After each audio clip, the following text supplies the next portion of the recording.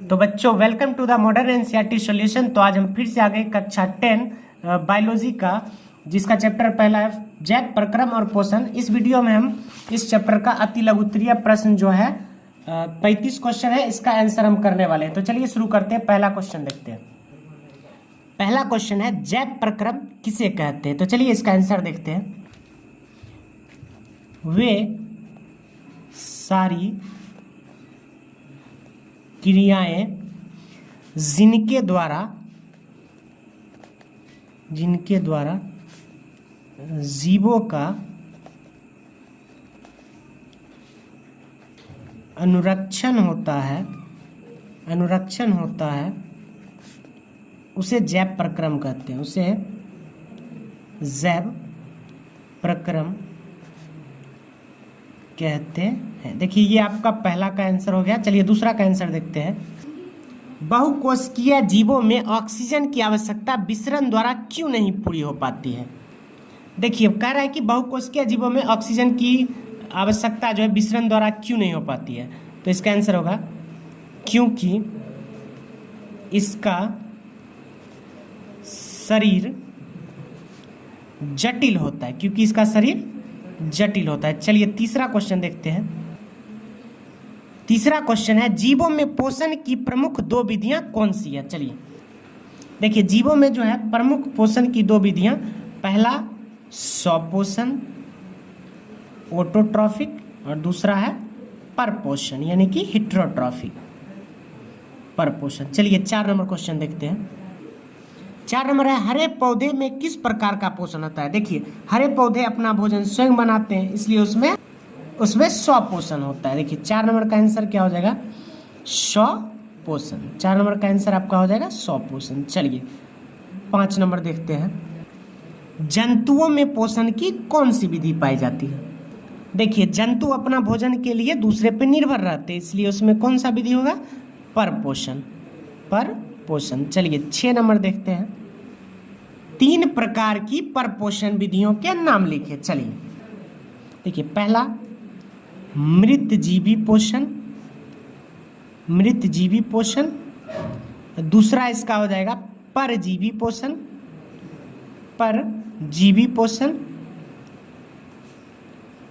तीसरा हो जाएगा प्राणी संपोषण। चलिए 7 नंबर देखते हैं। संपूर्ण प्रकाश संश्लेषण की प्रक्रिया का रासायनिक समीकरण लिखें। देखिए प्रकाश संश्लेषण का रासायनिक सूत्र 6CO2 प्लस 12H2O सूर्य का प्रकाश बटे chlorophyll C6H12O6 plus 6O2 plus 6H2O। आपका देखिए 8 नंबर क्वेश्चन है प्रकाश संश्लेषण की प्रक्रिया में उत्पाद के रूप में क्या बनता है। देखिए इसका आंसर हो जाएगा ऑक्सीजन। उत्पाद के रूप में क्या बनता है, ऑक्सीजन यानी कि O2। चलिए 9 नंबर आंसर देखते हैं। देखिए 9 नंबर है प्रकाश संश्लेषण की प्रक्रिया हरित लवक या क्लोरोप्लास्ट में ही क्यों होती है। देखिए इसका क्या आंसर हो जाएगा, क्योंकि क्लोरोप्लास्ट में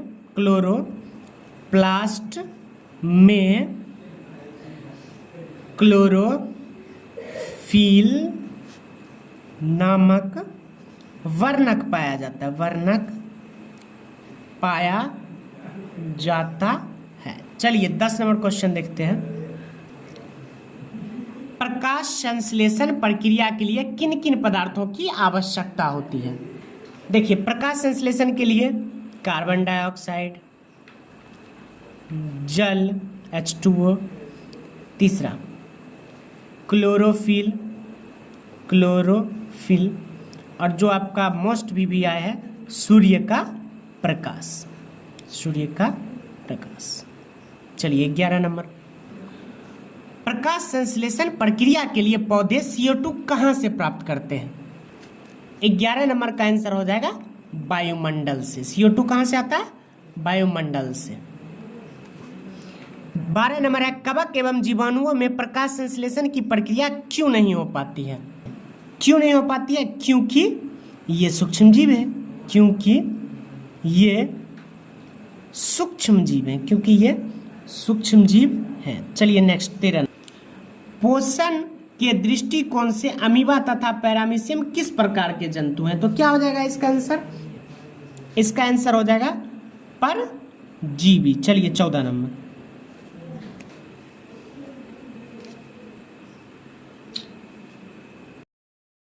देखिए 14 नंबर है, मनुष्य का आहार नाल कौन कौन से मुख्य भागों में बटा होता है? देखिए इसका बहुत सारा आंसर हो जाएगा। आमाशय, उसके बाद ग्रसनी, उसके बाद आपका छोटी आंत, बड़ी आंत, पक्वाशय इत्यादि और सारे अंग होते हैं। चलिए 15 नंबर। देखिए 15 नंबर है, ग्रसनी में स्थित 2 छिद्रों के नाम लिखें। देखिए पहला हो जाएगा निगल द्वार, दूसरा आपका हो जाएगा कंठ द्वार। चलिए, मनुष्य में पाचन आहार नाल के किस भाग से शुरू होता है? भोजन जो है मुख से ही शुरू करते हैं, तो इसका आंसर हो जाएगा मुख गुहा। पाचन मुख गुहा से शुरू होता है। 17 नंबर।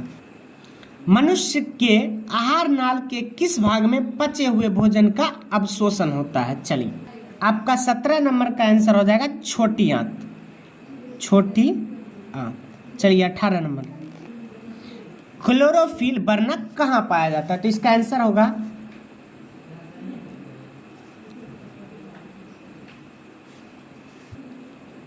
क्लोरोप्लास्ट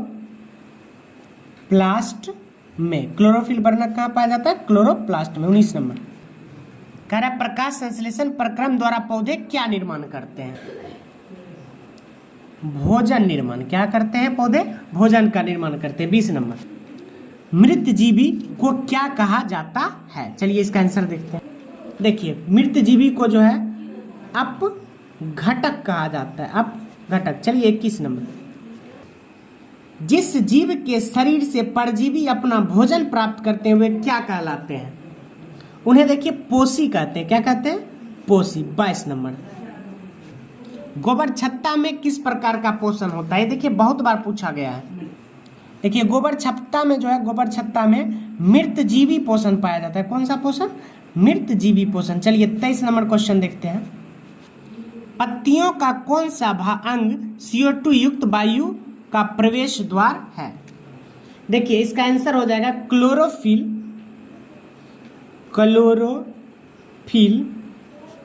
या हरित लवक। 24 देखते हैं। पोषण की दृष्टि से जंतु को क्या कहा जाता है?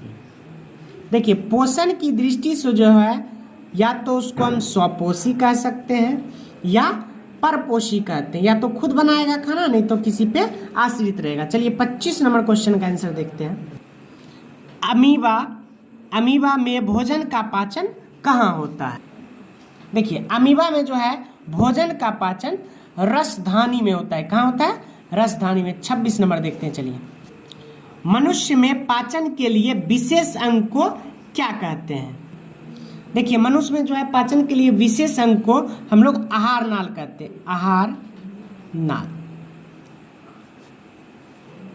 देखिए 27। मनुष्य के जीभ के ऊपरी सतह पर पाई जाने वाली संरचना को क्या कहते हैं? देखिए उन्हें हम लोग स्वाद कलियां कहते हैं। इन्हीं स्वाद कलियों के द्वारा जो है हमें भोजन का स्वाद का पता चलता है, मीठा है या कड़वा है या तीखा है। यदि ये स्वाद कलियां ना रहे तो हमें भोजन का सही से स्वाद भी नहीं मिलेगा। देखिए आपका नेक्स्ट 28 नंबर क्वेश्चन है, मुख गुहा से भोजन कहाँ पहुंचता है? देखिए मुख गुहा से जो है भोजन ग्रसनी में पहुंचता है। मुख गुहा से भोजन कहाँ पहुंचता है? ग्रसनी में। चलिए 29 नंबर देखते हैं। 29 नंबर क्वेश्चन आपका क्या है? ग्रास नली की दीवार में तरंग की तरह होने वाली सिकुड़न या फैलाव को क्या कहते हैं? देखिए इसका आंसर हो जाएगा कर्मा कुंचन। 30 नंबर का आंसर देखते हैं। भोजन में मौजूद प्रोटॉन को पेप्टोन में कौन सा एंजाइम परिवर्तित करता है? देखिए इसका आंसर हो जाएगा पेप्सिन। पेप्सिन। चलिए 31 नंबर, आहार नाल के सबसे लंबे भाग को क्या कहते हैं? ये जो है आपका मोस्ट वीवीआई है। आहार नाल के लंबे भाग को क्या कहते हैं? देखिए इसका आंसर हो जाएगा छोटी आंत। आहार नाल के सबसे लंबे भाग को क्या कहते हैं? छोटी आंत। 32 नंबर क्वेश्चन आइए देखते हैं। देखिए 32 है, शरीर की सबसे बड़ी ग्रंथि क्या है? ये भी बहुत बार पूछा गया, मोस्ट वीवीआई है। शरीर की सबसे बड़ी ग्रंथि क्या है? चलिए इसका देखिए, शरीर की सबसे बड़ी ग्रंथि यकृत है, जिसे हम लोग लीवर भी कहते हैं, लीवर, यकृत। देखिए आपका 33 नंबर क्वेश्चन है, पाचन की क्रिया कहाँ पूर्ण होती है? देखिए पाचन की क्रिया जो है छोटी आंत में पूर्ण होती है। पाचन की क्रिया छोटी आंत में पूर्ण होती है। चलिए 34 नंबर क्वेश्चन देखते हैं। छोटी आंत एवं बड़ी आंत के जोड़ पर अवस्थित नली को क्या कहते हैं? ये जो है आपके बोर्ड एग्जाम में बहुत बार पूछा गया, बोर्ड एग्जाम की दृष्टि से बहुत इंपॉर्टेंट भी क्वेश्चन है।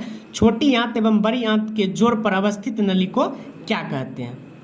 34 नंबर का जो है क्वेश्चन, छोटी आंत एवं बड़ी आंत के जोड़ पर जो अवस्थित नली होती है उसको हम लोग सीकम कहते हैं। याद कर लीजिएगा, बहुत बार ये क्वेश्चन पूछा गया है कि छोटी आंत और बड़ी आंत के जोड़ पर जो अवस्थित नली होती है। 35 नंबर है, अपचा भोजन अस्थायी तौर पर कहाँ संचित रहता है? देखिए इसका आंसर क्या होगा? देखिए जो अपचा भोजन है या रेक्टम, कहाँ? रेक्टम, या उसी को हम लोग कहते हैं मलाशय या मलाशय। देखिए आपका अति लघुत्तरीय यहाँ पे एंड होता है। ऐसे ही इस चैनल पे आपको बायोलॉजी के हर चैप्टर का अति लघुत्तरीय मिलता रहेगा। ये पहला चैप्टर अभी कंप्लीट हुआ है, कल आपको दूसरा वीडियो इसका श्वसन का मिल जाएगा। तो आप इस चैनल से जुड़ सकते हैं यदि क्लास 10 के विद्यार्थी हैं और 2026 में एग्जाम देना चाहते हैं, तो आपको यहाँ मोस्ट वीवीआई क्वेश्चन मिलता रहेगा। तब तक के लिए धन्यवाद।